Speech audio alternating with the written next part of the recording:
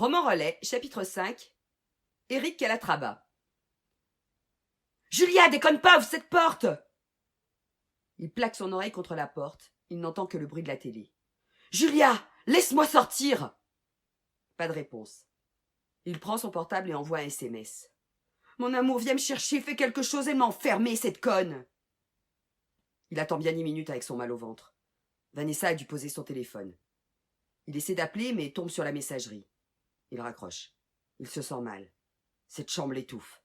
Il va crever ici. Il a l'impression que les murs se rapprochent. Il aimerait être ailleurs, dehors, au grand air. Il faut qu'il se calme.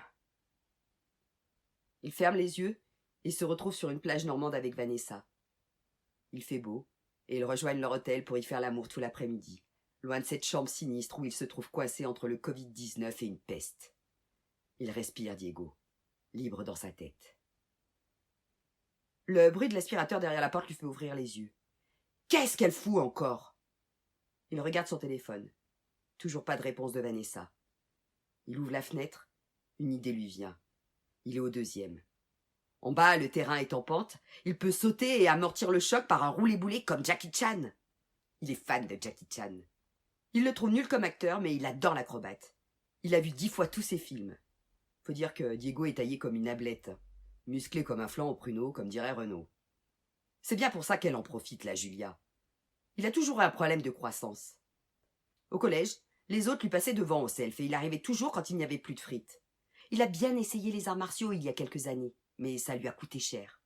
Il s'est pété un truc à chaque fois, et Julia s'est bien foutue de sa gueule. Il ouvre le tiroir de son chevet et prend une feuille.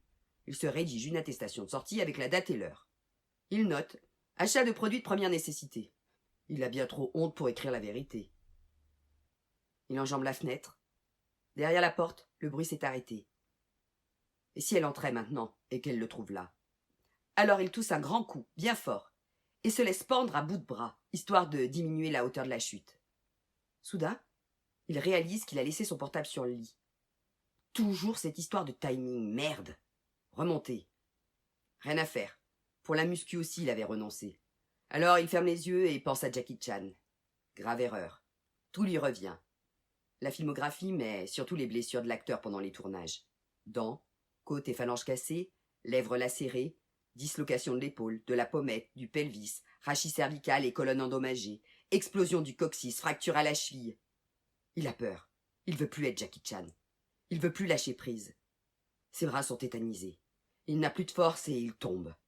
Il pousse un cri au moment où sa cheville se retourne. Il se tord de douleur. Il efface les larmes qui lui brouillent la vue et voit Julia à la fenêtre de la chambre. Elle tient quelque chose dans la main. Il reconnaît son téléphone portable. « C'est quoi ça? T'as une pute? Attends un peu que je descende !»